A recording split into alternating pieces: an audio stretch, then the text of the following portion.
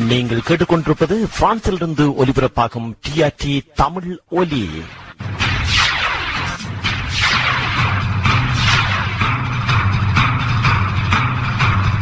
தேசம் கடந்தாலும் வீசும் காற்றிலே உங்கள் உணர்வுகளுடன் கலந்து கொள்ளுகின்றோம். இது டிஆர்டி தமிழ் ஒலி.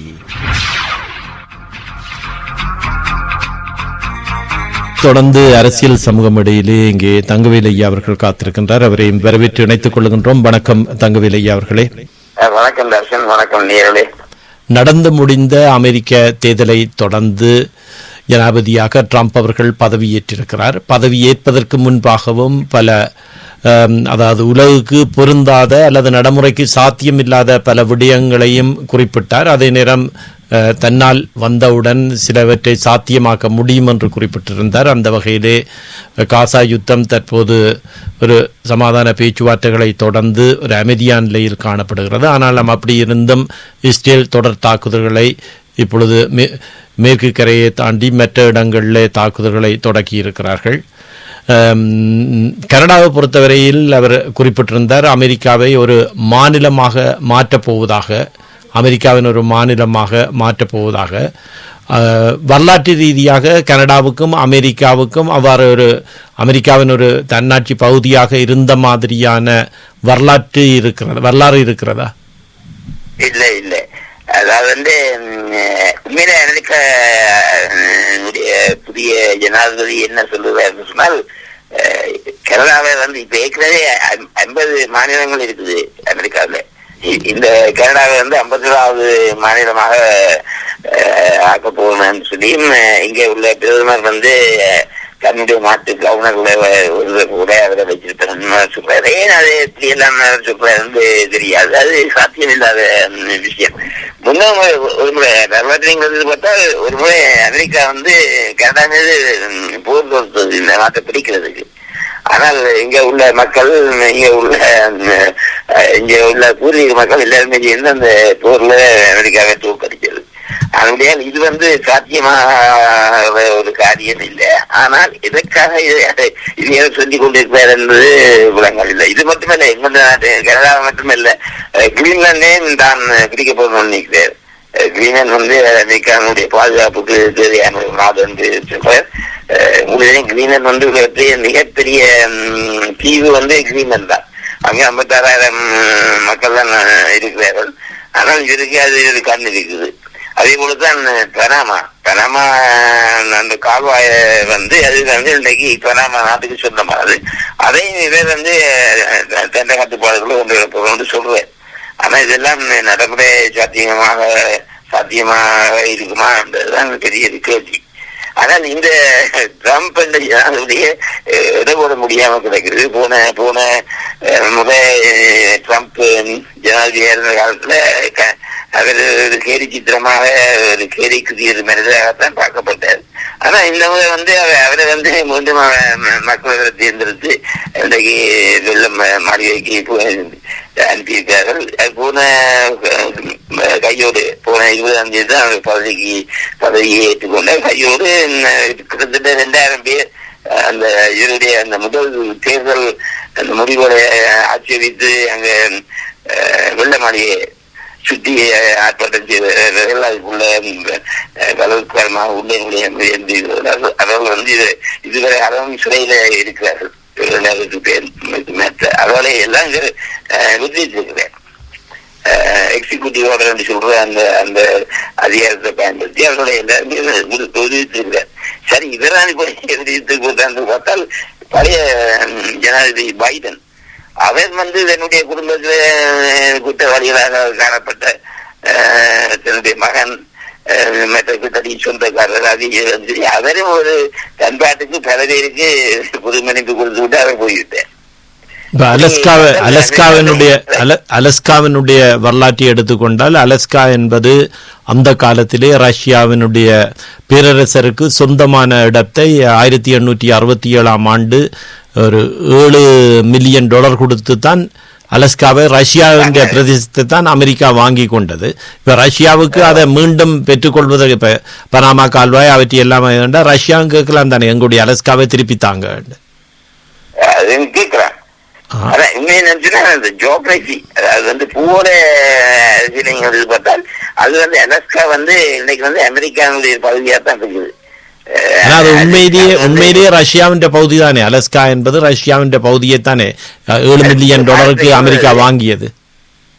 அதான் இது போட்டாலும் எத்தனையோ ஆண்டோட போயிட்டு நீங்க சொன்ன மாதிரி 1867 அதனுடைய இனி ரஷ்யா அதை கேட்கவும் இல்லை, கேட்டாலும் அமெரிக்கா கொடுக்க போறதும் இல்லை. இப்ப என்ன அடிப்படையில அவர் கனடாவை தங்களுடைய மாநிலமாக மாற்ற வேண்டும் என்ற தேவை என்ன வகையில ட்ரம்புக்கு ஏற்பட்டிருந்தது, அல்லது அது அமெரிக்க அதிகாரிகளுடைய ஆலோசனையா? அவரைத்தான் கேட்கணும். அவர் அமெரிக்காவினுடைய ஆதிக்கத்தை விஸ்தரிக்கிற நோக்கம் அவருக்கு இருக்குது போவாங்க. அப்ப அந்த நாடுகளான பனாமா, மற்றது கனடா, இதுகள் எல்லாமே அமெரிக்க நாட்டின் பகுதியாக கொண்டு வர முயற்சிக்கிற கிடக்குது. ஆனா இதே சாத்தியமில்லை. ஆனால் பனாமா பொறுத்தவரை பனாமா ஒரு சின்ன நாடு. இன்றைக்கு அந்த கால்வாய் இருந்தது அதுக்குதான் சொந்தமா இருக்குது. அந்த கால்வாயால போற கப்பல்களுக்கு மீது வீக்கப்படுகிற வரிகளை எல்லாம் அந்த நாடுதான் அதை அரவித்துக் கொண்டிருக்குது. அப்படி அந்த நாட்டை இதற்கு வேணுமென்றால் அதை இல்லாம செய்யலாம். ஆனால் கனடாவை தன்னுடைய நாட்டோட இணைக்கிறது நல்ல காரியம். கனடா பெறப்படவே உலகத்திலேயே 2வது பெரிய நாடு. மக்கள் தொகையில குறைவுதான். மக்கள் தொகையில 40 மில்லியன் தான் கனடாவில் இருக்கிறார்கள். ஆனால் அதனுடைய பெறப்பளவு அமெரிக்காவோட கூடின பெறப்பளவு. அமெரிக்க வாக்காளர்களை பொறுத்தவரையில் என்ன தேவைக்காக ட்ரம்புக்கு பெருமளவிலே வாக்களித்திருந்தார்கள்? இப்போ அவர் எதிர்த்து கேட்டவர் ஒரு வெள்ளன்றத்தவர் அல்ல, அத்துடன் ஒரு இந்திய கலப்பினமுடையவர். அப்ப இந்த அடிப்படையில் தான் எதிர்த்து நின்றாரா அல்லது எதிர்த்து வாக்களித்தார்களா? என்ன தேவை கருதி இவரை தெரிவு செய்தார்கள்? இது ரிப்பப்ளிகன் கட்சியை சேர்ந்தவர். ரிப்பப்ளிகன் கட்சி ஜனநாயக கட்சியோட ஒப்படைக்குள்ள அது வலதுசாரி கட்சி, வலதுசாரி கொள்கையை உடைய ஒரு கட்சி. ஆனால் ட்ரம்புக்கு வாக்களிக்கிறது பணக்காரர்கள் இல்லை. ட்ரம்புக்கு வாக்களிக்கிறது ஏழை எளிய மக்கள் தான் ட்ரம்புக்கு வாக்களிக்கிறார்கள். இப்ப இந்த முறை அவர் வந்ததுக்கு காரணம் என்னன்னு சொன்னால், அமெரிக்காவில எக்கச்சக்கமாக குடியேறுகிறார்கள். மெக்சிகோவில கள்ளமாக எல்லை கடந்து உள்ளுக்குள்ளே போகிறார்கள். இங்க கனடா எல்லை கடந்து ஆயிரக்கணக்கான அமெரிக்காவுக்குள்ளே போகிறார்கள். இப்ப நாங்கள் பேசிக்கொண்டு அப்படியே கனடா தன்னுடைய நாட்டோட இணைக்க பார்த்தாருன்னு சொன்னால், அவர் சொல்றாரு கனடா இந்த கனடாவில இருந்து அமெரிக்காவுக்கு குடி போகிறவர்களை கட்டுப்படுத்த கனடா சபை விட்டது என்பதுதான் அவர்களுடைய குற்றச்சாட்டு. உங்களுக்கு இந்த கடந்த ஆண்டு மாத்திரம் குஜராத்திகள் 26,000 குஜராத்திகள் கனடா எல்லையை கடந்து அமெரிக்காக்குள்ள நுழைந்திருக்கிறார்கள். அப்ப இந்த இதுவரை கனடா இதுல மாறியெல்லாம் நடக்கிற முன்னைய காலத்திலேயே அமெரிக்காவில் உள்ள இளைஞர்கள் கனடாவுக்கு தான் கூடுதலாக வர விரும்புவார்கள். இல்ல, அதிகமா சந்தர்ப்பம் கிடைச்சால் இங்க உள்ளவர்கள் அமெரிக்கா தான் போக விரும்புகிறார்கள். அதிகமா நீங்க இந்த தொழில்துறை எடுத்து போட்டால், அதாவது மருத்துவத்துறை எடுத்து போட்டால், இங்க உள்ள மருத்துவர்கள் அமெரிக்காவுக்கு போய் அங்க வேலை செய்வதற்கு தான் விரும்புகிறார்கள். இப்ப சமூக கொடுப்பனவில்லை, சமூக கொடுப்பு மகன் எனக்கு சொன்ன என்னுடைய பேரன் இப்ப மருத்துவத்தை படிச்சு கொண்டிருக்கிறார். அதே சொல்லுவேன் தான் படித்து பட்டம் பெற்று வெளியே கொஞ்ச நாள் இங்கே கனடா இருந்து போட்டு தான் அமெரிக்காவுக்கு தான் இடம்பெயர்வது யோசனை சொல்லி அதை சொல்வேன். அது இந்த இப்பவும் அமெரிக்கா இந்த மருத்துவர்கள் மற்றது பொறியியலாளர்கள் அவர்களுக்கெல்லாம் அங்கே கூடிய இது இருக்குது, டிமாண்ட் இருக்குது. போறாரு. அரச கொடுப்பனவில் உள்ள அதிகமான பேர் அமெரிக்கா கூட, அமெரிக்கா இருந்து இங்க வராங்க. அரச கொடுப்பனவில் அங்கே அவர்களுக்கு இந்த ஸ்டேட்டஸ் மறுக்கப்பட்ட வந்து இங்க வர்றாரு. இங்க வந்து எல்லையில வந்து பேரம் கட்டி உள்ளுக்குள்ள வந்துடுறாரு. இப்ப அரச கொடுப்பனவில வந்து அங்கேயே அரசியல் தஞ்சம் அங்கீகரிக்கப்பட்ட பலர் வந்து முன்னைய காலத்திலே அமெரிக்காவை விட்டு கனடாவில் தானே குடிபெயர வந்து கொண்டிருந்தார்கள். நீங்கள் சொன்ன மாதிரி எல்லையில் வந்து கனடிய எல்லை பாதுகாவலர்களிடம் வந்து தங்களுடைய அரசியல் தஞ்சத்தை மீள கேட்டார்கள். அதான் அங்க நடக்குது. இப்ப எத்தனையும் இப்ப வந்து அதாவது தெற்கு எல்லையில அமெரிக்காவுக்குள்ள மெக்சிகோல தான் ஆயிரக்கணக்கில் லட்சக்கணக்கில் நுழைகிறார்கள். அதே போல வடக்குல கனடால இருந்தும் அங்க நுழைகிறார்கள். இப்ப இதுகளை எல்லாத்தையும் கட்டுப்படுத்துறதுக்கு ட்ரம்ப் வந்து சொன்னால் கிட்டத்தட்ட 2000 திருப்புகளை வந்து தெற்கு எல்லையில நிறுத்தி இருக்கிறார். அங்கிருந்து கள்ளமாக உள்ளுக்குள்ள நுழைறதை தடுக்கிறதுக்காக. அதே போலதான் இங்க கனடாவிலே இங்க வரவர்கள் வந்து இந்தியாவில இருந்து வந்து இங்க வந்து இந்த இன்டர்நேஷனல் ஸ்டூடெண்ட்ஸ் சொல்லி சர்வதேச மாணவர்கள் இங்க வந்து கொஞ்ச நாள் இருந்து போட்டு அவர்கள் அமெரிக்காவில் தான் போறாரு. அங்க வசதிகள் கூட இருக்குது போல அங்கதான் போறாரு. சட்டமன் சொன்னது போல 26,000 குஜராத்திகள் போன வருஷம் போயிருக்காரு கனடால இருந்து. இந்த மாணவர்கள் ஸ்டூடெண்ட்ஸ் தான் சர்வதேச மாணவர்கள் வந்து அது இங்க வந்து கனடாவில் வந்து இருந்து வந்து படிக்கிறதும் நீங்க போகாம அதுக்குள்ளேயே போறாரு. எப்படி போறாரு எனக்கு தெரியாது. அதாவது இங்க இருந்து அமெரிக்க கனடா எல்லையில இருந்து எப்படி அங்கால நுழைவாரு இல்லை. நாங்கள் எல்லாம் அமெரிக்காவுக்கு போகணும்னு சொன்னால் இந்த பாஸ்போர்ட் எல்லாத்தையும் பார்ப்பேன். பார்த்து எத்தனை நாளைக்கு நிக்க போறீங்க அதெல்லாம் விசாரிச்சு போட்டுதான் நாங்கள் உள்ளுக்குள்ள அனுபவிப்போம். ஒரு முறை இந்த தமிழக அரசாங்கத்தினுடைய ஒரு கூட்டத்தில் நாங்க போனாங்க. அப்ப வந்து எங்களை பிடிச்சு வச்சுட்டாங்க. 3 நாள் மட்டும் நாங்க சொல்லல இந்த இதுக்கு தான் நாங்க போயிருந்து தான் சொன்னாங்க. அப்படின்னு எங்களை பிடிச்சு வச்சுட்டாங்க. ஆனால் எப்படி இந்த மாணவர்கள் வந்து அவருக்கு எந்த விதமான வந்து எந்த விதமான பாஸ்போர்ட்டோ இது ஒன்றுமே கிடையாது. எப்படி அமெரிக்காவுக்கு எப்படி அங்க நுழைவாரு தெரியாது. இந்த போர்டர்ல வந்து சில கிராசிங்ஸ் இருக்கு தானே, அது வந்து உத்தியோகமான அதை விட்டுட்டு வேற எங்கால அங்க நுழைவாரு தெரியல. இப்ப இதால இது நிகரா ஃபால்ஸ் உள்ள இடத்தாலே அவர்கள் நுழைய இயலாது. அது கடினமானது. அது ஏனைய பகுதிகள் தரமார்க்கம் உள்ள பாதை வழியாகத்தான் அவர்கள் கூடுதலாக அதற்குள்ள நுழைகிறது. தெற்கையில வந்து சுரங்கம் பற்றியே சுரங்கத்துக்குள்ளாக வந்து இங்கால வந்து ஒதுங்கினோம். அதாவது வந்து அமெரிக்கா பகுதிக்கு வந்து ஒதுங்கினோம். அதுக்காக தான் புகழமே ட்ரம்ப் பெரிய வேலி போட்டவர். பெரிய வேலி அவங்க வேலிக்கு மேலால குறிக்கிறது நான் பார்த்துக்குவேன். தொலைக்காட்சியில நான் பார்த்துக்குவேன். வேலியிலே வெறியங்காலங்களை குறிக்கிறாங்க. ஆனா இப்ப வந்து இப்ப நேற்று முந்தின தொடக்கம் 2000 அமெரிக்க திருப்பூர் வந்து அந்த எல்லையில நிறுத்தப்படுகிறார்கள். அதாவது அங்கிருந்து இங்கால வர தடுக்கிறது. ஆனா வந்து சுயங்கம் அதுகளுக்கு எல்லாம் உள்ளுக்குள்ள வந்தா ஒன்றும் செய்ய முடியாமல். அது வெளிநாட்டவர்களை வந்து தடை செய்யறதுன்றது நடைமுறைக்கு சாத்தியம் இல்லை. எப்படியும் சாத்தியம் இல்லை. இப்ப அமெரிக்காவில 10 மில்லியன் வந்து எந்த விதமான தகுதியும் இல்லாம ஸ்டேட்டஸ் இல்லாம அங்க இருக்கணும். 10 மில்லியன். இப்ப ட்ரம்ப் வந்து இப்ப கடைசியா இன்னொரு இதுல போட்டுக்கிறார். அங்க வந்து அமெரிக்க குடிமக்கள் இல்லாதவர்களுக்கு குழந்தை பிறந்தால் இதுவரை காலமா உடனே அவர்களுக்கு அமெரிக்க குடியுரிமை கிடைச்சிடும். ஆனா இப்ப வந்து அதை இதை வந்து ரத்து செய்திருக்கிறார். குடியுரிமை இல்லாதவர்களுக்கு குழந்தைக்கும் குடியுரிமை இல்லை. அப்படியே சொல்றதே இருக்கிறார். இப்ப கனடாவில் நீங்க பாத்தீங்கன்னா கனடாவில் உங்களுக்கு குடியுரிமை அல்லது நிரந்தர வசிப்பிட உரிமை அதுகள் இல்லாதவர்களுக்கு குழந்தை பிறந்தால் அவர்களுக்கு உடனே கனடிய குடியுரிமை கொடுத்து வேற. ஆனா இப்ப அமெரிக்காவில் வந்து ட்ரம்ப் வந்து அதை இல்லாம செய்திருக்கிறார். ஆனா அத சட்ட வல்லுநர்கள் அப்படி செய்ய முடியாது என்று சொல்லுகிறார்கள். ஏனென்றால் அது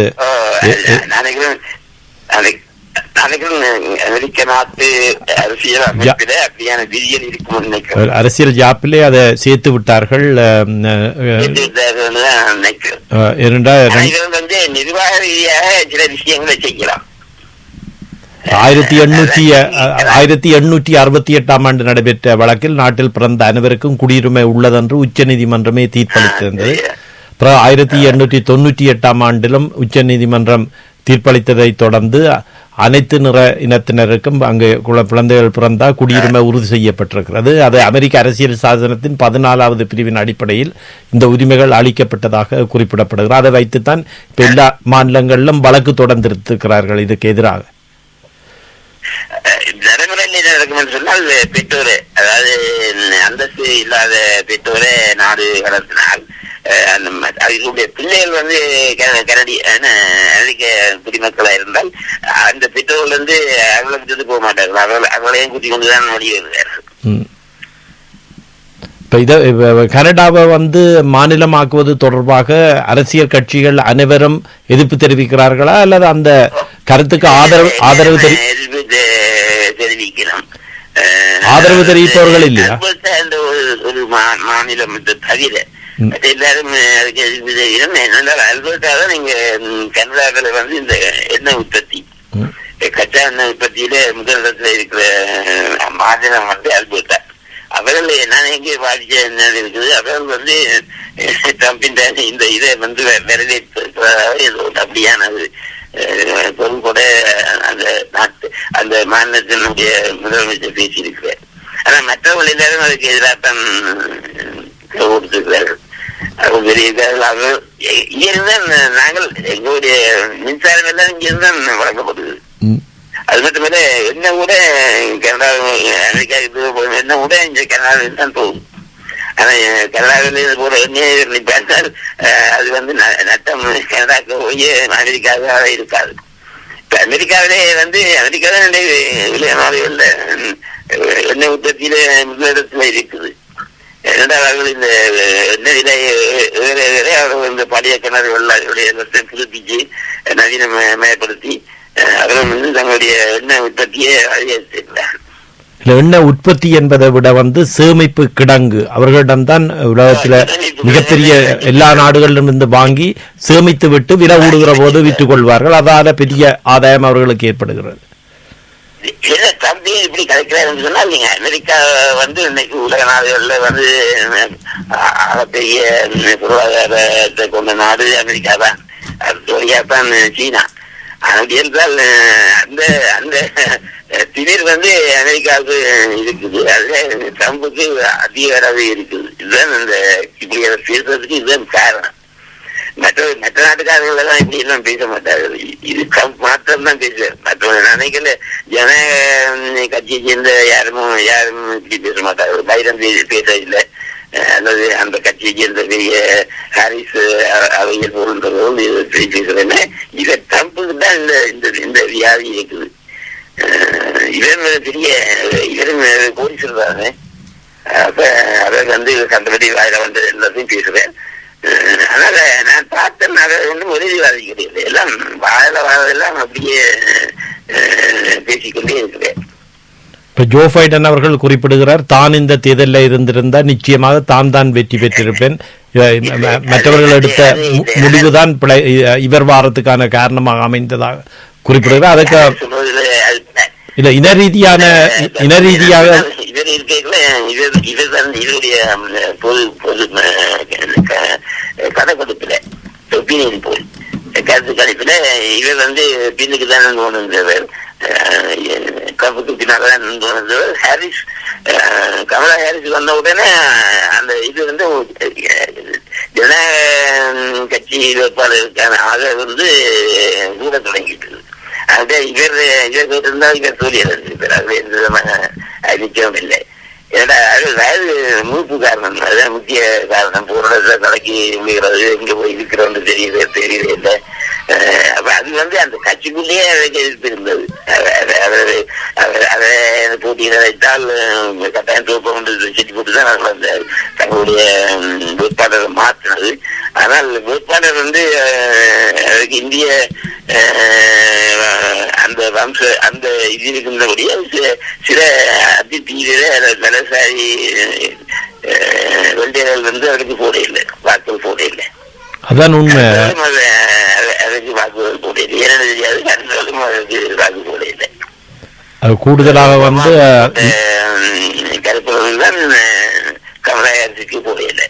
அதனுடைய பைடன் வந்து அதுக்கு இருந்தாலும் அவரும் சொல்லிதான் நடந்திருக்காரு. ஏன்னா மக்களுக்கு வந்து இப்ப இங்கே போலதான் அங்கேயும் விலைவாசி வேலை திண்டாட்டம் அதெல்லாம் அங்கேயும் இப்ப இருக்குது, அமெரிக்காவிலையும் இருக்குது. அப்ப மக்கள் மாற்றத்தை எதிர்பார்க்கிறார்கள். அமெரிக்காவிலே பெரிய பணக்கார நாடு, அதே தான் அங்க வறுமையும் இருக்குது. முக்கியமாக இந்த கருத்து இன மக்கள் பாதையில மாநிலங்கள் சில சில பகுதிகளில் சில கேட்டு சந்தியில் அதில் இருக்கிறவங்கதான் பழைய வீடுகள் பார்க்கவே தெரியுது. அந்த மக்கள் வாழ்ற வாழ்றவர்கள் வந்து குடிமக்கள் வந்து வேலைகள் இருந்தது அங்கே தெரியுது. இப்போ கமலா ஹாரிஸ் ஒரு பெண் என்ற படியினாலும் வாக்களிப்பவர்களுடைய தொகை ஆணாதிக்கம் உள்ள அமெரிக்காவுடைய வரலாற்றிலே ஒரு பெண் கூட இதுவரை வந்து ஜனாதிபதியாக தேர்ந்தெடுக்கப்படவில்லை. அதனுடைய 200 ஆண்டு கால வரலாறுல ஒரு பெண் இதுவரை ஜனாதிபதியாக தேர்ந்தெடுக்கப்படவில்லை. அதுவும் ஒரு காரணமா இருக்கலாம். பைடன் சொல்ற மாதிரி தான் இருந்திருந்தா கடைசி நேரத்தில் மாற்றங்கள் வந்திருக்கும் என்று அவர் நம்புகிறார். இல்ல அதற்கு அதிலே பிரச்சனை. மகன் வந்து உக்ரைன்ல வந்து அங்கே ஒரு பெரிய கம்பெனியில அந்த போர்டு எல்லாம் பணம் இதுக்கெல்லாம் வந்திருக்குது. அதனாலதான் அவரை பிடிச்சி மழை பிடிச்சோம். அவர் இவரான் இப்ப அவருக்கு பொறுமையமைப்பு கொடுத்து அவளை வெளியில விட்டு கிடையாது. அதோட அவர் குடியார குடியைக்கு அடிமைப்பட்டவர். இப்ப என்ன தெரியாது, பின்னாடி தெரியாது. அவருடைய குடும்பமும் நாங்க பேச இல்லை, செய்ய சொல்ல போல இல்லை வாய்ந்த குடும்பம். அதனுடையதான் அவர்களுக்கு எல்லாரும் மன்னிப்பு கொடுத்து பொது மன்னிப்பு வழங்கிட்டு போயிட்டார். அல்லது வந்து அவர் வந்து இந்த சட்டத்தை மாற்றப்படுவார்கள் அவருக்கு தெரியும். அப்படியே அங்க இருக்கிற அரசியல்வாதிகளும் அரசியல்வாதிகளோட பெரிய சிரமனை நாங்கள் சொல்றதுக்கு இல்லை. இப்ப ஜனநாயகம் கூட என்ன ஜனநாயகம் இருக்குது? இன்றைக்கு வந்து ட்ரம்ப் வந்து அது வந்து நீதிமன்றத்தால குற்றவாளியாக தண்டிக்கப்பட்டது. ஆனால் அவர் இன்றைக்கு நல்ல மறுபடியும் ஜனாதிபதி வந்துட்டார். அதனுடைய அந்த தண்டனைகள் எல்லாம் அவருக்கு போயிருந்தார். அந்த பகுதியில் இருக்க மாட்டோம். அதனுடைய அமெரிக்காவில நாங்க நினைக்கிறது அது பெரிய நட்சத்திர ஜனநாயக நாடு சொல்லி அப்படியே நாங்கள் பார்க்க முடியாது. ஆனால் மொத்தமாக அங்க ஜனநாயகம் இருக்குது. ஜனாதிபதியா வரலாம் ஒரு இருக்கு. ஆனால் நடைமுறையில வந்து பெரிய பணக்காரர்கள் தான் நாங்க பெற முடியும், சாதாரண ஆக்களுங்க பெற முடியாது. உள்நாட்டு கோடீஸ்வரன், உள்நாட்டு குழப்பம் ஒன்று பெரிய கோடீஸ்வரர்கள். கிளின்டன் குடும்பம் எல்லாம் பெரிய கோடீஸ்வரர்கள். ஒபாமா அதெல்லாம் கொஞ்சம் குறைஞ்சது. ஆனா பிறகு அதன் பெரிய கோடீஸ்வரர் தான். அதன் கருப்பை எடுத்த மக்களாக இருந்தாலும் அதற்கும் ஏனைய கருப்பு மக்களுக்கும் பெரிய வித்தியாசம் இருக்கு. இவர் வந்து பெரிய உயர்ந்த இடத்துல பழகிறவர்கள். அது வந்து சட்டத்து தண்ணியா குடி நனைவு வந்து சட்டத்து தண்ணி குட்டிகள் எல்லாம் பெரிய பெரிய மாறி வந்து அறிவிக்குதல். அதனுடைய இது அமெரிக்கா வந்து ஒரு விசித்திரமான ஒரு நாடு. உலகத்துக்கு நீதி நியாயம் எல்லாம் சொல்லி கொடுத்து கொண்டிருக்கிறோம். இப்ப வந்து WHO சொல்ற சுகாதார அந்த அமைப்பிலிருந்து வெளியேற போறோம் சொல்லியிருக்கிறார். அதுக்கும் கையெழுத்து போடுகிறார். என்றால் இதை வந்து இதனுடைய என்னன்னு சொன்னால் அமெரிக்கா வந்துதான் நாடுகளுக்கு WHO அரைவாசிக்கு மேலான பணத்தை வந்து அமெரிக்கா தான் கொடுக்குது. அதே போல ஐக்கிய நாடுகள் சபைக்கு வந்து 40 விழுக்காடு 50 விழுக்காடு அமெரிக்கா தான் கொடுக்குது அந்த பணத்தை. அது எல்லாத்தையும் விரியம் செய்யறது வந்ததான் ட்ரம்பினுடைய குற்றச்சாட்டு. அதனுடையதான் அவர்கள் வந்து அதை இல்லாம செய்கிறார், குறைக்க பார்க்கிறார். இப்ப ஐரோப்பிய நாடுகளும் அப்படித்தான். ஐரோப்பிய நாடுகளுடைய தற்பாதுகாப்புக்கு அந்த நாடுகள் செலவழிக்கிறத விட அமெரிக்கா கூட செலவழிக்குது. அப்ப ட்ரம்ப் போன்ற என்ன சொல்றாரு, அந்த நாடுகளும் அதுக்கு செலவழிக்கணும். உங்களுடைய பாதுகாப்பு பாதுகாப்புக்கும் நீங்கள் வந்து கூடிய அளவு நிதி ஒதுக்கணும்னு சொல்லி சொல்றேன். அது நியாயம் இருக்குது. இல்ல அவர் வந்து அதில்ல காரணம் இல்ல அதில்ல காரணம் வந்து அதாவது அமெரிக்கா சொல்றத வந்து இவர்கள் இப்பொழுது ஜனநாயக ரீதியாக கேட்கிறார்கள் இல்ல. அதான் நான் அங்க தாங்கள் காசு கொடுத்து தங்களுடைய நிர்வாகம் என்ற படியினால தாங்கள் சொல்றத வந்து கேட்காமல் தங்களிடம் எதிர்கேள்வி கேட்கிறார்கள் என்பதும் இதற்கான ஒரு முக்கியமான காரணமாக பார்க்க வேண்டும். இருக்கலாம். ஆனா நீங்கள் உக்ரைனை பார்த்தால் அமெரிக்கா ஐரோப்பிய நாடுகள் ஒரே போர்ல நிக்கணும். அது வந்து உக்ரைன் வந்து அமெரிக்காவினுடைய போரைத்தான் நடத்தி கொண்டிருக்குது. அமெரிக்கா வந்து ரஷ்யாவுக்கு எதிராக நேரடியாக சண்டை பிடிக்கிறது பதிலாக உக்ரைன் மூலமாக இன்றைக்கு வந்து சண்டை பிடிச்சு கொண்டிருக்குது. இன்றைக்கு கிட்டத்தட்ட இந்த மாதத்தோட 2 ஆண்டுகள் முடிய போகுது. அந்த சண்டை ஓய்ந்ததாக இல்லை. ஆனா அந்த சண்டை அதுக்கு பணம் கொடுக்கறது வந்து இந்த நாடுகள் ஐரோப்பிய நாடுகள். கனடா கூட $5 பில்லியன் இருக்குது. ராணுவ தளவாடங்கள் எல்லாத்தையும் அனுப்பி வச்சிருக்குது. அவரு இந்த உக்ரைனை பொறுத்தவரை அமெரிக்காவுடைய கொள்கைக்கும் ஐரோப்பிய நாடுகளுடைய கொள்கைக்கும் வித்தியாசம் இல்லை. அமெரிக்காவில் வந்து ஒரு உள்நாட்டு கலகம் ஏற்படக்கூடிய வாய்ப்பு இருக்கிறது தானே நீ இவருடைய இந்த நடவடிக்கைகளை வெளிநாட்டவர்களை வெளியேற்றுவது அங்கே வந்து போராட்டங்கள் அது இந்தியா நீங்கள் கையல் போராட்டம் தொழிலாளர் போராட்டம் அந்த போராட்டம் இந்த போராட்டம் சரி நாளாக நடந்து கொண்டிருக்குது. அதே மாதிரி அமெரிக்காவே இல்லை. ஏன்னா நினைக்கிறேன் இந்த அடிப்படை வசதிகள் மக்களுக்கு இருக்குது. பட்டினி இருக்கிறதா தெரியல. அப்படியே அங்க வந்து மக்கள் வீதிக்கு இறங்கி போராட்டம் வந்தது தெரியாது. ஆனால் இப்ப வந்து இந்த பால் சமத்துவம் அந்த அதுகளை எல்லாத்தையும் அதையும் ரத்து செய்திருக்கிறேன். எல்ஜிபி சொல்லிட்டு சொல்ற அந்த இதையும் ரத்து செய்திருக்கிறார். அதுகளுக்கு கொடுக்குறதுக்காக இயலாத எல்லாத்தையும் ரத்து செய்திருக்காரு. அவர்கள் ரீதியில இறங்கி போராடக்கூடும். அவர்களுடைய அவர்கள வந்து லட்சக்கணக்கான இருக்கிறார். சாதாரண மக்கள் வந்து நீங்க அப்படி இல்லை. நீங்கள் இப்ப தொழிலாளர் நீங்க இது பார்த்தாலும் கூட அங்க இருக்கிற எத்தனையோ தொழிற்சாலைகள் லட்சக்கணக்கான தொழிற்சாலைகள் வேலை செய்யற தொழிலாளர்கள் அங்க எல்லாம் 25,000 சொல்லி நாங்கள் படிப்பது இல்லை. எல்லாம் எல்லாருக்கும் இந்த அடிப்படை வசதியே அங்க இருக்கு. எப்படியும் அது செல்லுந்த நாடு. அங்க கோயில் இருந்தாலும் அதை கொஞ்சம் வந்து போய் இந்த அடித்தட்டு மக்களுக்கும் அது போய் வருது. அதே கனடாவே நீங்கள் இந்த வேறு நிறுத்தம் சொல்லி நீங்கள் மிக அருமையா தான் நடக்கும். இந்த போஸ்டல் இது வேலைக்கு வேறு செஞ்சார்கள். அது கொஞ்சம் அப்படி பற்றி சும்மா சாதாரண மக்கள் ஃபேக்டரியில வேலை செய்யற மக்கள் வந்து அங்க இங்க போராடுறது இல்லை. இப்போ கனடாவினுடைய பொருளாதார நிலைமைகளை ஒப்பிட்டு பார்க்கிற போது கனடாவின் பொருளாதாரம் அமெரிக்காவை தங்கிய ஒரு பொருளாதாரமாக இருக்கிறது. அப்படிதான் இருக்குது. எங்களுடைய ஏற்றுமதி 22 விழுக்காடு அமெரிக்காவுக்கு தான் போகுது. அப்படியே அமெரிக்கா இப்ப 20% அந்த வரி விதிக்கிற சொல்லி இருக்கிறேன் அப்படின்னு சொன்னால் இங்க இருக்க ஏற்றுமதி வந்து பாதிக்கப்படும். அதனால என்ன நடக்கும்னு சொன்னால் கிட்டத்தட்ட 5 லட்சம் பேர் வேலை இழப்பார்கள் சொல்லி ஒரு மாநில முதலமைச்சர் பேசியிருக்கிறேன். கனடா வந்து இதே நம்பித்தான் இருக்குது. அமெரிக்கா நம்பித்தான் இருக்குது. 25 விழுக்காடு ஏற்றுமதி வந்து கனடா நாட்டில் தான் போகுது. அதேன் அவர்கள் மாற்றியமைக்க முற்படவில்லை. முன்னே அரசாங்கங்கள் வேறு நாடுகளுடன் தங்களுடைய ஏற்றுமதி அப்படி செய்யக்கூடாதுன்ற ஏதாவது விதிமுறைகள் ஏதாவது முன்னரே இது பக்கத்தால தானே. இப்ப இங்க உற்பத்தியாக பொருளை வந்து இந்த கண்டெய்னர் அதுகளை ஏற்றி போர்டரை கடந்து எல்லையை கடந்து அங்கே அமெரிக்காவுக்கு போயிருது.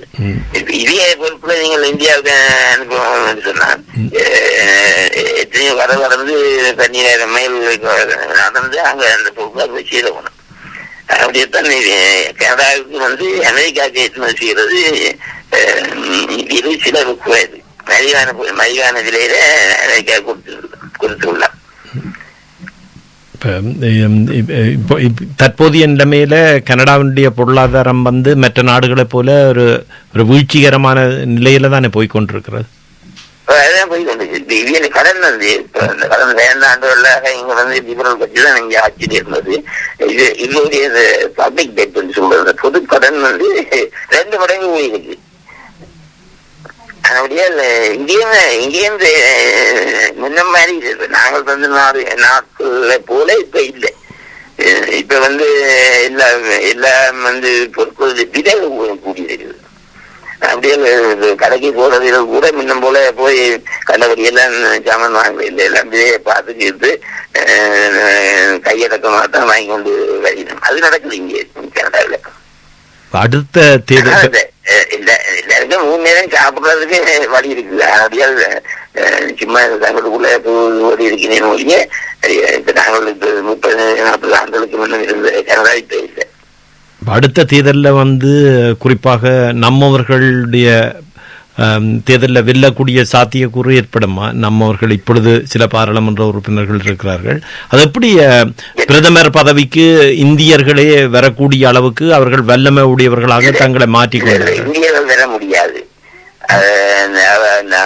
ஆனந்த் என்று சொல்லி அவன் பேர் தான் அடிபட்டது. இப்ப வந்து பாதுகாப்பு அமைச்சராக இருக்கிறார். அவ வந்து உண்மையிலே ஏதோ தாய் வழியிலே எங்கேயோ ஒரு தமிழ் அது இருக்கோடியே. ஆனா அதில் வேற வேற சாதிக்கல. அவ இப்ப திருமணம் செய்து கொண்டிருப்பதே வேற இனத்தவர் தான்.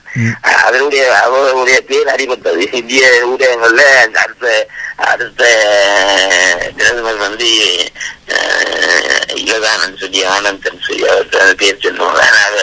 அவ வந்து இப்ப கேட்க சொல்லி கொண்ட போயிருக்கு. அவருக்கு வாய்ப்பு இல்லை. ஆனா இப்ப ஆரியான்னு சொல்லி அவர் கன்னடக்காரர். அவர் வந்து போட்டி போட இருக்கிறார். ஆனால் அடுத்த முறை வந்து லிபரல் கட்சி வர்றது வாய்ப்பே இல்லை. இப்ப வந்து கருத்து கணிப்புல வந்து கிட்டத்தட்ட 40% மக்கள் வந்து இங்க உள்ள பழமைவாத கட்சிக்கு தான் கூறுவதா இருக்கிறார்கள். இவர்களுக்கு ஒரு 20% தான் 22% தான் இருக்குது. ஆனால் இப்ப வந்து ஒரே ஒரு தமிழர் 2 ஆனந்த் இதை வச்சதால் ஆனந்த் சேர்த்தால் 2 தமிழர்கள் நாங்கள் இருக்கிறார்கள். ஆனந்த் முதல் தமிழர். ஆனா அடுத்த தேர்தலில் வந்து லிபரல் கட்சி வந்து பல தோல்வி அடைய இருக்குது. இவர் மீண்டும் நாடாளுமன்றத்துக்கு போறது வந்து கொஞ்சம் திருப்பமா இருக்கும். ஆனால் நல்லாருமா அதனுடைய தொகுதி இப்ப நான் இருக்கிற தொகுதி இதுல வந்து கிட்டத்தட்ட 20 விழுக்காடு தமிழர்கள் இருக்கிறோம். 20 விழுக்காடும் அவருக்கு அப்படியே ஒட்டுமொத்தமாக வாய்ப்பட போடணும்னு சொன்னால் அடுத்த முறையும் வாய்ப்பு உண்டு. சரி, இனி நாங்கள் எங்களுடைய சமகால அரசியல் நிகழ்வு தாயை நோக்கி செல்லலாம். தமிழ் மக்களுக்கான தீர்வு திட்டம் குறித்து அனைத்து கட்சிகளுக்கு இடையிலே பேசப்படுகிற இருந்ததை அதை தவிர்த்து விட்டார்கள் என்று சொல்லுகிற தமிழரசு கட்சி கலந்து கொள்ள மாட்டோம் என்று அறிவித்திருக்கிறார்கள். அதற்கான காரணம் என்ன? தேர்தல்ல தனது அடி வாங்க தமிழ் தேசிய மக்கள் முன்னணி, அதாவது தமிழ் காங்கிரஸ் முகமூடிதான் அந்த தமிழ் தேசிய மக்கள் முன்னணி. கையேந்திர மாதிரி வந்து தான் ஒரு புது அடுத்த யாப்பை விட்டு எல்லா தமிழ் கட்சிகளும் வந்து ஒரு முகமாக ஒரே மனதோட அதை முன்வைக்கணும் என்றதான் அதனுடைய இது. ஆனால் அவர் வந்து தமிழர் கட்சியில் உள்ள சிறியதான் மற்றது இந்த ஜனநாயக தமிழ் தேசிய கூட்டமைப்பில் இருக்கிற செல்லும் அடைக்கலாம் இவரோடு தான் அந்த பேச்சுவார்த்தை நடத்தியிருக்கிறார். கடைசியாக நேற்று கூட நடத்தியிருக்கிறார். ஆனால் தமிழக கட்சியினுடைய நிலைப்பாடு என்னவென்று சொன்னால் இல்லை நாங்கள் வந்து எல்லா கட்சியிலையும் சேர்த்து தான் நாங்கள் எங்களுடைய யோசனைகளை முன்வைப்போம். ஆனால் எங்களோட பேச வேணும் என்று சொன்னால் தமிழ் கட்சியோட கட்சியோட பேச வேணும். ஸ்ரீதரனோட பேசி பயன் இல்லை. ஸ்ரீதரன் வந்து இன்னைக்கு நாடாளுமன்ற உறுப்பினர் மாற்றம் தான். ஆனா கட்சி இருக்குது. கட்சி தமிழக கட்சியை பொறுத்தவரை மற்ற கட்சியில போய் இல்லாமல் பொதுச்சபை மத்திய சபை அரசியல் குழுன்னு சொல்லி பல பரிபுகள் அங்கே இருக்குது. அப்படியேத்தான் அவர் தெரிவிப்பாரு. நாங்கள் பேசுறது நாங்கள் பேசத்தான் வேணும். அது கட்சியில தான் பேசுவோம். தனிப்பட்டவர்களோட பேசி பயணிட்டு இருந்த மாதிரி தான் தமிழக கட்சியினுடைய முடிவு இருக்குது. அவர்களுடைய அந்த தீர்வு திட்டம் நோக்கிய இந்த பேச்சுவார்த்தைகள் எல்லாம் சுமந்திரனை தவிர்க்க வேண்டும் என்பதுதான் அவர்களுடைய உள்நோக்கம் தானே ஒழிய உண்மையில தமிழ் மக்களுக்கான ஒரு விடிவியை நோக்கிய ஒரு பேச்சுவார்த்தை அமைப்பது என்பது அவர்களுடைய நோக்கம் இல்லையே. ஜெயந்தகுமார் அதற்கு இந்த அதற்கு ஒத்தியாட்சிக்குள்ள நாங்கள் எங்களை கட்டுப்படுத்த முடியாது. சரி ஒத்தியாகத்துக்கு. ஆனால் நீங்கள் அந்த ஒத்தியாட்சி அந்த சமஸ்டின்னா பலவிதமான சமஸ்டி இருக்கு. இப்ப கேரளா போல கலந்து விட்ட தாராளமான சமஸ்டி அரசு இங்கே இருக்குது. அதே போல அமெரிக்காவில இருக்குது. ஆனால் இப்ப இந்தியாவில அங்க எதிர்கட்சியும் ஆளுங்கட்சியிலும் மாநிலங்களுக்குள்ள மத்திய அரசோட பெரிய முரண்பாடு இருக்கு. இப்ப தமிழ்நாட்டை நீங்கள் பார்த்தால் தமிழ்நாட்டு அரசுக்கும் மத்திய அரசுக்கும் பெரிய மோதல் இருக்கு. அங்க பாஜக தான் மத்திய அரசு ஆட்சி நடத்துது, இங்க திமுக ஆட்சி செய்யுது. இப்ப குட்டல்ல கூட எத்தனையோ விஷயங்களே ரெண்டு மாநிலத்துக்கும் இங்கேயும் முரண்பாடு இருக்கு. அங்க எங்க மாநிலத்துல உள்ள ஆளுநரை நீங்க எடுத்துக்கொண்டால் அவர் போய் அன்றைக்கு திருவள்ளுவருக்கு காதி உடையில இங்கே போய் சிலையை நிறுவி இருக்கிறார், திறந்து வச்சிருக்கார் நினைக்கிறேன். ஆனால் திருவள்ளுவருக்கு இங்க காதி உடை இருக்கக்கூடாது. ஏன்னா அவர் துறவி இல்லை, சாதாரண மனிதன் தான், அது துறவி இல்லை. அது மட்டுமில்ல துறவியா இருந்தால் இன்பத்து பால் பாடி இருக்க மாட்டேன், காமத்து பால் பாடி இருக்க மாட்டேன். அவர் அறிவாளி, அவர் ஒரு பிலாசபர், ஒரு ஞானி. அதுக்கு போய் காதி உற்று சொன்னால் அது பாரதிய ஜன கட்சியினுடைய தன கொள்கைக்கு ஒத்த ஒரு கொள்கை. அதை தமிழ்நாடு அரசு அதை எதிர்த்தது. அங்க மாதிரியான அப்படியான ஒரு சமஸ்டிய அமைப்பு இப்ப கனடாவோட ஒப்படைக்குள்ள அது கிட்டத்தட்ட ஒட்டியாட்சி என்றுதான் நாங்க நினைக்கிறோம். அது சமஸ்டியாட்சியில பல விதமான சமஸ்டி முறைகள் இருக்குது. இப்ப நீங்கள் இதை எடுத்துக்கொண்டால் எங்க ராஜ்குமார் கஜானகுமார் எடுத்துக்கொண்டால் அவருடைய சமஸ்டி என்ன சொன்னால் 2 தேசம். இலங்கை 2 தேசம், ஒன்று சிங்கள தேசம், மற்றது தமிழ் தேசம். தமிழ் தேசத்தை நாங்களே தமிழர்களே ஆளக்கூடிய ஒரு அமைப்பு ஒரே நாட்டுல. ஆனால் நீங்கள் தமிழர் கட்சியை பொறுத்தவரை ஐக்கிய இலங்கைக்குள்ள அதிகார பகிர்வு இருக்கும். ஐக்கிய இலங்கைக்குள்ள அதிகாரத்தில் அது மாநச மூலமான ஒரு ஆட்சியை தான் நாங்கள் அதுதான் சமஸ்டி ஆட்சி என்று தமிழர் கட்சி இருந்தது. அப்படியே சமஸ்டி என்றதுமே வேறுபாடு இருக்கு. ஆனால் பேசலாம் கஜனகுமாரோடையும் வேறு கட்சிகளோடையும் நாங்கள் பேசலாம். தமிழ் கட்சி வேறு கொண்ட குழுவை அமைச்சு இருக்குது. இதுக்கு முன்னே எத்தனையோ முறை நாங்கள் ஆட்சி அமைப்பு எப்படி இருக்க வேண்டும் என்றதுக்கான விரைவுகளை நாங்கள் கொடுத்துருக்கிறோம். அப்ப அதனுடைய அடிப்படையில நாங்கள் மற்ற கட்சிகளோடையும் கட்டாயம் பேசுவோம். ஆனால் கஜனகுமார் தமிழக கட்சியோட பேசக்கூடாது, அதாவது சுதந்திரனோட பேசக்கூடாது, ஸ்ரீதனோட தான் பேசணும்னு நினைச்சால் அதுக்கான வாய்ப்பு இல்லை. இப்போ குறிப்பாக சிங்களவர்களை பொறுத்தவரையில் அது யாரென்றாலும் ஆட்சிக்கு வந்தாலும் தமிழர்களுக்கு உரிமை கொடுக்கக்கூடாது என்பதில் உறுதியாக இருக்கிறார்கள். இப்போ நாங்கள் எங்களுக்குள்ள பேசுகிறோமே தவிர உரிமை தரமாட்டார்கள் என்று தெரிந்தால் எப்படி அடுத்த கட்டத்துக்கு நாங்கள் உரிமையை பெறுவதற்கான செல்வதற்கான வேலை திட்டம் ஏதாவது இருக்கா? இந்த பிரச்சனை இன்னைக்கு இலங்கை சுதந்திரம் பெற்ற நாட்டுலகம் 1949 இலங்கை தமிழர் கட்சியின் தோட்டம் தொடக்கம் இந்த பிரச்சனை இதனோட இருக்குது. அதாவது இலங்கைக்கு ஒத்தியாட்சி சரி வராது, சமஷ்டி ஆட்சி வேணும். அதாவது மத்திய எல்லா அதிகாரங்களும் மத்திய அரசுடன் புரிஞ்சிருக்கக்கூடாது. அது மாநிலங்களுக்கும் மாநிலங்களுக்கும் அது பயிரப்படணும் என்றதான் அந்த கோரிக்கை நீடித்து வருது. அப்படியே ஏதோ ஒரு கட்டத்துல இந்த இதை செய்தே ஆக வேண்டும். இப்ப இருக்க ஆட்சியாளர்கள் வந்து அவர்கள் மாநிலங்களுக்கு எதிரானவர்கள். கைமுண்டா திருத்த சட்டத்துக்கு எதிராக தான் அவர்கள் கலந்தெழுந்து பெரிய ஆயுத போராட்டங்களை நடத்தினார்கள். அதபடியால் இப்ப இருக்கிறவர்கள் வந்து சேர்ந்து சொல்றாருன்னு சொன்னால் நல்லாட்சி காலத்துல விளையப்பட்ட அந்த விறகு அரசியல் யாப்பு விறகை அதே அடிப்படையாக வச்சுக் கொண்டு தாங்கள் முன்னாடி இருக்கிறேன் என்று சொல்லினோம். அப்படி செய்தால் அது நல்லது. அது நாங்கள் பேசி பார்க்கலாம். அதான் அவர்கள் சொல்வார்களே தவிர, அதான் அவர்கள் சொல்லி காலத்தை கடத்துவார்களே ஒழிய எதுவுமே அங்க நடக்க போறதில்லை. ஆனா அவர்கள் செய்ய மாட்டார்கள் என்று தெரிந்தால் எங்களிடம் அதுக்கான வேலை திட்டம் இருக்க வேணுமே. அவர்களை செய்ய வைப்பதற்கான வேலை திட்டம் என்ன வேலை திட்டம் எங்களிடம் இருக்கிறது? அதாவது எப்படியும் அவர்கள் இந்த இப்போது உள்ள தேசிய மக்கள் சக்தி வந்து புதிய யாப்பை உருவாக்குவது என்று சொல்லி அவர்கள் தங்களுடைய தேர்தல் அறிக்கையில சொல்லியிருக்கிறார்கள். இப்ப எந்த யார ஜனாதிபதி தேர்தல் பொருங்கள் தங்கவேலி ஜனாதிபதி தேர்தல் நடந்த காலத்துல மஹிந்த ராஜபக்சால இருந்து சந்திரிகால இருந்து ரணில் விக்ரமசிங்கால இருந்து எல்லோரும் இந்த நாட்டில் சமாதானத்தை ஏற்படுத்துவோம், இதற்கான தீர்வு காணுவோம் என்று சொல்லாமல் வந்தவர்கள் யார்? சொன்னதை யாராவது செய்திருக்கிறார்களா? ஆனா அது எங்களே பிள்ளை இருக்குது. நீங்கள் சந்திரிகானுடைய யாப்பை நீங்கள் எடுத்துக்கொண்டால் அது தோற்று போனதுக்கான நாங்கள் தான். அது தெரியுமா? ஆமாம், அது ஏற்கனவே பேசியிருக்கிறோம். அந்த 4 வாக்காள தோற்றது. அந்த நேரத்தில் தமிழ் முடிவை கூட்டணிக்கு 6 நாடாளுமன்ற உறுப்பினர்கள் நாடாளுமன்றத்தில் இருந்தார்கள். அவர்கள் அதுக்கு ஆதரவு வாக்குறுதி இருந்தால் அது சரி. அது கிட்டத்தட்ட சமஸ்திக்கான நூற்றுத்தனமாக விடுதலை வெளியிட்டார்கள்.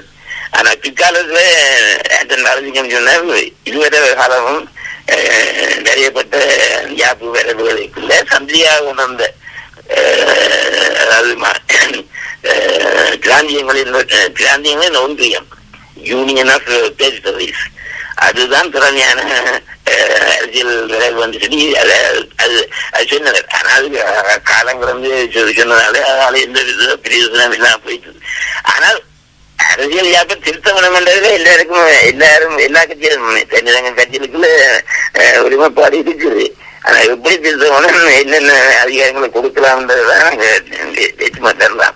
ஆனால் இதே தேசிய மக்கள் சக்தி கட்சியினுடைய முக்கிய அமைச்சர்கள் அது வந்து தாங்கள் அதாவது மாகாண சபை முறைமை வந்து அது இப்ப வந்துட்டு அதை தமிழகம் விரும்புவார்கள். அப்படியெல்லாம் அது நாங்கள் ஒழிக்க மாட்டோம் என்ற துணியில பேசுவார்கள்.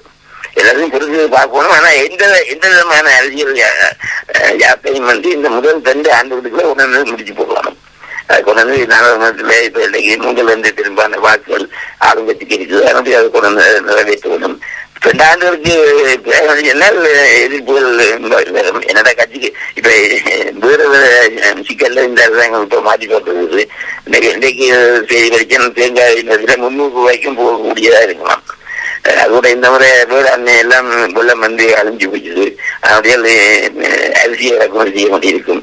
அதனுடைய இந்த பொருளாதாரத்தில இருந்து மீள்றதுக்கு இந்த அரசாங்கம் வந்து பெரிய பாடுபட வேண்டி கிடக்கு. அதனுடைய என்ன நடக்கும்ன்றது தெரியாது. ஆனா சொல்லி இருக்கிறார்கள் புதிய யாப்பை நாங்கள் நிறைவேற்றுவோம் கொண்டு நிறைவேற்றுவோம் என்று சொல்றார்கள். பார்ப்போம். அன்றகுமார திசநாயக்கா கிட்டத்தட்ட 3-4 வருடங்களுக்கு முன்பாக எமது வானொலியில் அளித்த செவ்வியிலும் உறுதிபட தெரிவித்தார், இலங்கையில இந்த இன ரீதியான பிரச்சனை கிடையாது, பொருளாதார ரீதியான பிரச்சனை தான் இருக்கிறது, அதற்கு தீர்வு கண்டா இந்த தமிழர்களுக்கு வந்து பிரச்சனையும் கிடைக்காது. அதனுடைய பிரச்சனை வந்து பொருளாதாரம் உடைய பிரச்சனை வேலை இருந்தாலும் அவர்களுக்கு நாங்கள் வேலை வாய்ப்பு கொடுப்போம். மக்களுக்கு நாங்கள் 3 நேரம் சாப்பாடு போடுவோம்.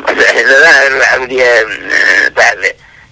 இடதுசாரி கட்சிகள் என்று சொன்னால் இதுதான் அவர்களுடைய சித்தாந்தம். அது வந்து எல்லா பிரச்சனைகளுக்கும் பொருளாதாரம் காரணம். பொருளாதார பிரச்சனையை தீர்த்து விட்டால் எல்லா மற்ற எல்லா விதமான சமூக பிரச்சனை போன்றதை எல்லாம் தீர்த்து விட்டுமான் அவர்களுடைய சித்தாந்தம். இப்போ இந்த யார் ஆட்சிக்கு வந்தாலும் இதே மாதிரியாக தருவோம் என்று சொல்லி இவ்வளவு வருடங்களை ஏமாற்றி கொண்டு சென்றார்கள். ஆனால் சந்திரிகாண்ட காலத்தில் மட்டும் நீலந்திரி செல்வம் அவர்கள் கொண்டு வந்தது ஒரு சமஸ்திக்கான முழுமையான ஒரு சமஷ்டியாக இருந்ததாக பின்னால் பாராட்டு கூட பெற்றது.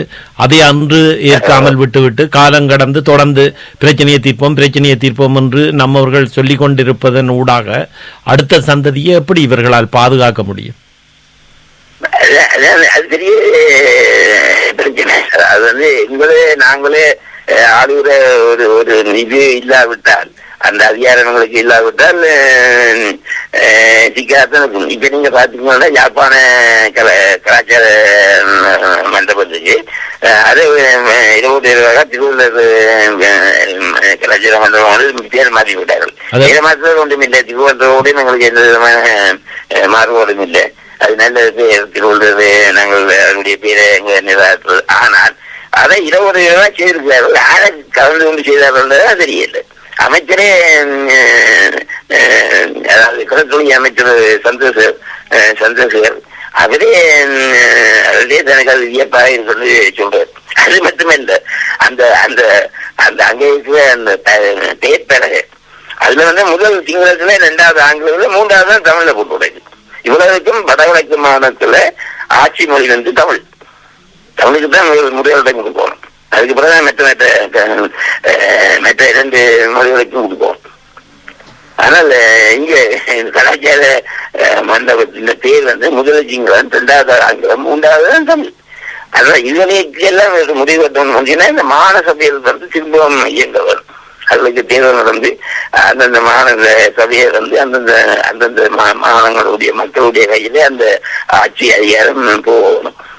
நீங்க இந்த பெயர் மாற்றம் தொடர்பாக முன்னுரிமை அளிக்கப்படாதது நீங்கள் நினைக்கிறீர்களா? தமிழ் அதிகாரிகளுடைய ஒத்துழைப்பு இல்லாமல் நடத்தப்பட்டிருக்கும் என்று நம்புகிறீர்களா? எங்க தமிழ் அதிகாரிகளுக்கு எத்தனை பேருக்கு முதலும் இருக்கு? ஏன் பிரச்சனை, ஏன் நான் இதோட கண்டுபிடிக்கணும்? முடிவு தானே. அதிகாரிகளுடைய மனப்பான அரசாங்கத்தோட ஒத்து போவதுதான் அவருடைய மனப்பான்மை. அவரு சொன்னது எல்லாரும் இப்ப 3வது விடுதியாக தமிழை போட்டுக்கிறார்கள். என்ன 4வது இருந்தா அதுக்குள்ள தள்ளி இருப்பார்கள். 4வது தமிழை எங்கெண்ட அரசாங்க ஊழியர்கள் இல்ல அதிகாரிகள் மேலே இருக்கிறது. அவர்கள் அரசாங்கத்தினே தயாரிதான் தங்களுடைய பதவியை பாதுகாத்துக் கொண்டிருக்கிறார்கள். இப்ப இன்றைக்கு யாழ்ப்பாண பரமான ஆளுநர் இருக்கிறார்கள். அரசாங்க ஊழியராக இருந்தது. அதுக்கு அந்த மெனப்பாடு தான் இப்பவும் இருக்கும். அவர் ஆளுநராக வந்தாலும் அந்த மெனப்பாடுதான் இருப்பார். ஏன் அரசாங்கத்தோட போட்டு போடுவான் சொல்றதுதான் செய்து போட்டு போகலாம் என்ற அந்த மெனப்பாடுதான் ஏராளமான பெரும்பான்மை அதிகாரிக்கு அந்த மெனப்பாடு தான் இருக்கு. இந்த விஷயத்துல என்ன நடக்குதுன்னா, சம்பந்தப்பட்டவர்கள் கலந்து ஆலோசிக்கணும். அதாவது ஒரு பேர் மாற்றம் அது தாராளமான ஒரு விஷயம். அப்ப ஏன் மக்களோட கலந்து ஆலோசிக்கல? ஏன் இப்பதான் இது மாகாண சபை இல்லை, சரியாக இல்லை. மாகாண சபையும் அது எல்லாரும் கட்டுப்பாடு இருக்குது இப்ப. ஆனால் அப்படின்னு சொன்னால் சரி, சில கட்சியிலையாவது கூப்பிட்டு கேட்கலாம் தானே. இப்படி பேர் மாதிரி என்ன, அது மட்டுமே இல்லை, என்ன அவசியம்? இப்ப யாழ்ப்பாண சர்வதேச விமான நிலையம் பேர் வச்சிருக்கீங்க, இன்டர்நேஷனல் ஏர்போர்ட் பேர் வச்சிருக்கீங்க. அதே மாதிரி இதுக்கும் யாழ்ப்பாண கலாச்சார மண்டபம் பேர் வச்சிருக்கீங்க. என்ன இல்ல, திருவள்ளுவரை கௌரவிக்கிறது நல்ல விஷயம் தானே. அவர் ஒரு தமிழர். இதுல கலந்தாலோசிக்க வேண்டும் என்ற அவசியம் இல்லையே. இதுல திருவள்ளுவற்ற பெயரை வைத்தால் ஒரு தமிழருக்கு கொடுக்கப்பட்ட கௌரவம் தானே. முன்னைய காலங்களில் திருவள்ளுவற்ற சிலையே உடைத்தவர்கள் இன்று திருவள்ளுவற்ற பெயர்லேயே ஒன்றை திறந்தால் அது வரவேற்கத்தக்கதான். அது சரி, ஆனா கலந்தாலோசி கொண்டு செய்யணும். யாரோட கலந்தாலோசிக்கிற ஆளுங்கட்சி எடுக்குதா, அதுல இந்தியா எடுக்குது, அதுல 2 இந்தியாவும் ஆளுங்கட்சியும் சேர்ந்து எடுக்குதா? நீங்கள் அந்த அந்த அந்த அந்த சபை அந்த அந்த கட்டிடத்தை கட்டி, அந்த கலாச்சார மண்டபத்தை கட்டி அதனுடைய பொறுப்பை இன்னைக்கு மாநகரசபை கொடுத்து போட்டீங்க. அப்படியே அது ஏதாவது மாற்றம் மாநகரசபை எடுத்துக்கணும். மாநகர சபை இது தொடர்பாக இதுவரை எதுவுமே சொல்ல இல்லையே. உறுப்பினர்களுடைய யோசனையை கேட்கும். இப்ப மாநகர சபை இது தொடர்பாக எதுவுமே சொல்லலையே. யாருமே இதை ஒரு இதுவாக தங்க விருப்பப்படி பேரை மாற்ற முடியாது, மாற்றக்கூடாது. திருவள்ளுவருடைய பேர் நல்லதே. திருவள்ளுவரை இன்னைக்கு தமிழ்நாடு போற்றுவதை போல இங்க வடகிழக்கு உள்ள தமிழக மக்கள் போற்றுவது கிடையாது. அதற்கு திருவள்ளுவர் சொன்னால் அந்த நான் சின்ன எனக்கு தெரிஞ்ச திருவள்ளுவர் ஆதி என்ற தளர்ச்சிக்கும் அந்த சாவணனும் பிறந்ததுதான் திருவள்ளுவர் சொல்லி அதுக்கான சகோதரிகள் எல்லாரும் பேசி போக போய்கொண்டு அந்த தலைவருக்கு தெரியும்.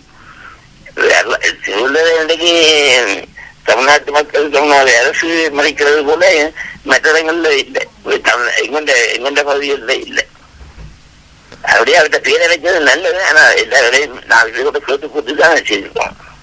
அல்லது இது சில நேரம் இந்திய அரசின் மறைமுக எச்சரிக்கையாக பார்க்க முடியாதா? இலங்கை அரசுக்கு ஒரு மறைமுக எச்சரிக்கை, இந்த பெயர் மாற்றமே உங்களுக்கு சொல்லலாம். பேரை மாதிரி என்னது எச்சரிக்கை போயணும்? இலங்கை அரசுக்கு என்ன எச்சரிக்கை கொடுக்க போயணும்? சீனாவே இலங்கையருக்கு ஆள் கொண்டு கூடாதுன்றதுல இந்தியா அப்படி போடி இருக்குது. அதுக்காக என்ன கேட்டாலும் கொடுத்து கொண்டு இருக்கணும். அப்படியே கொடுத்து கொண்டு இருந்தாலும் கூட இன்னைக்கு இலங்கை அரசு சித்தாந்த அடிப்படையில இன்றைக்கு ஆளுங்கட்சி தேசிய மக்கள் சக்தி சித்தாந்த அடிப்படையில அவர் சீனாவோடு தான் இருக்கிறார். சீன கம்யூனிஸ்ட் கட்சிக்கும் ஜேடிபிக்கும் இன்றைக்கு இல்ல 1970ஆம் ஆண்டு வரைக்கும் அவங்களுக்கு தொடர்பு இருக்கு. அடிக்கடி இதில் அங்க போறதும் அவர்கள் இங்க வராதும் கட்சி அடிப்படையில் சித்தாந்த அடிப்படையில கட்சி அடிப்படையில தொடர்பு இருக்கு. அதனால இந்திய தலைவர் என்றாலும் அதை மாற்ற முடியாது. இப்ப மாகாண சபைக்கோ அரசாங்க அதிபருக்கோ தெரியாமல் பெயர் மாற்றம் செய்தா அது இந்தியா தானே பெயர் மாற்றி இருக்கிறார்கள். அப்படிதான் இருக்கும். அது அதுலயே ஏதோ ஒரு மறைமுக செய்தி இருக்கு. என்னது தெரியாது, நாங்கள் கண்டுபிடிக்கணும். என்ன மதங்க செய்தி பேரை மாற்றி போட்டு என்ன மதங்க செய்தியை கொடுக்க போயாங்க இலங்கை அரசுக்கு. இன்றைக்கு கிட்டத்தட்ட 3 பில்லியன் பிறகுல கம்மத்தோட்ட துறைமுகத்துல பாரிய எண்ணெய் சுத்திகரிப்பு ஆலயம் நிறுவனத்துக்கு ஒப்பந்தமாகி இருக்குது. இலங்கைக்கும் சீனாவுக்கும் இடையில 3 பில்லியன். உண்மையாக பந்தோட்ட துறைமுகத்தை சீனாவுக்கு கையெழுத்தது காரணம் அது அந்த அந்த $1 பில்லியன் கொடுக்க முடியாம போயிட்டு அந்த நேரத்தில். அப்ப கேள்விங்கன்னா சிறிசனாதான் ஜனாதிபதியா இருந்தவர். $1 பில்லியன் யார்கிட்ட கடன் பெற்று கொடுத்துருக்காரு தானே. இந்தியாவிட்ட கேட்டிருக்கணும். இந்தியாவை அந்த இதை எடுக்க சொல்லி இந்தியாவை மறுத்துட்டு ஏன் மறுத்து தெரியாது. அது சொன்ன காரணம் சொன்னா அது லாபத்துல அந்த அந்த சுகமும் லாபத்துல நடப்பதற்கு எந்த விதமான வாய்ப்பும் இல்லை என்றுதான் இந்திய தரப்பு சொன்னது. அதாவது எங்களுக்கு சொன்னது அதுதான் காரணம் சொல்லி. ஆனால் அப்படியான வாய்ப்பு இல்லாவிட்டாலும் கூட அந்த அந்த அந்த அதனுடைய கேந்திரம் கருதி அம்மாந்தோட்ட எடுத்திருக்கலாம். இந்தியாவை எடுத்திருக்கலாம்.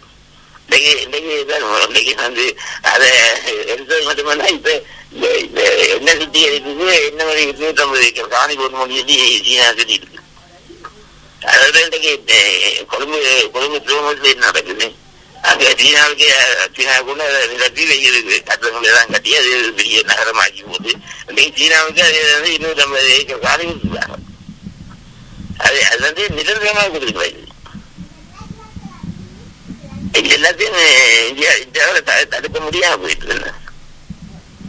அதாவது எங்கேயோ இருக்கிற சீனா இவ்வளவு செல்வாக்கு செலுத்த பக்கத்துல உள்ள இந்தியா ஒன்றுமே செய்ய முடியாத நிலையில இருக்கு. இன்னைக்கு அந்த மேற்கு துறைமுகத்தை அபிவிருத்தி செய்யறதுக்கு அதானி குடும்பம் தான் அது ஒப்பந்தம் செய்யாது. அதை தொடர்ந்து சொல்லி இருக்கிறேன். அது கொஞ்சம் ஆறுதல். ஆனால் சீனாவோட போட்டி என்று வந்தால் இந்தியாவால போட்டி விட முடியாது.